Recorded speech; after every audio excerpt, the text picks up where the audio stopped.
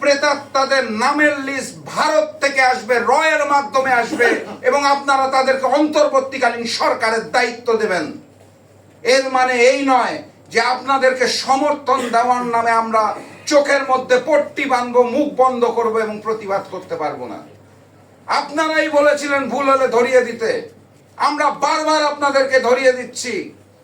আপনারা দায়িত্ব গ্রহণ করার পর 3 মাস পেরিয়ে গেছে, আপনারা একটি রোডম্যাপ ঘোষণা করতে পারছেন না।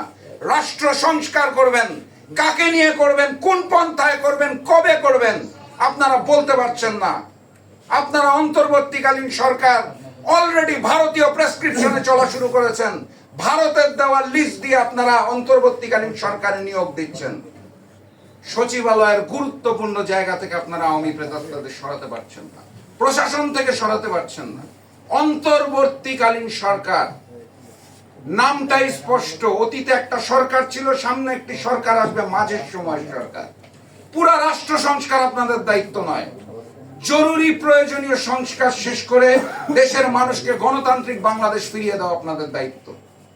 দ্রুততম সময়ের মধ্যে রোডম্যাপ ঘোষণা করুন। প্রশাসনের থেকে, অন্তর্বর্তীকালীন সরকার থেকে, সচিবালয় থেকে, এমবেসি থেকে, প্রত্যেকটি জায়গা থেকে আওয়ামী প্রেতাত্মাদের সরানোর ব্যবস্থা করুন।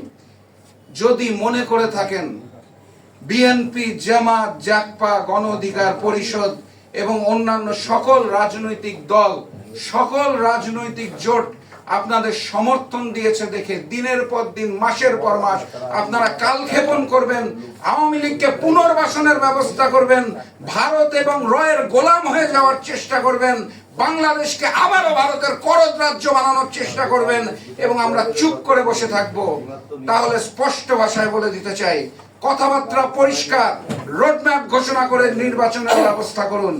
নতুবা শেখ হাসিনার মতো আপনাদের বিরুদ্ধেও তৌহিদি জনতার রাজপথে নামতে বাধ্য হতে হবে।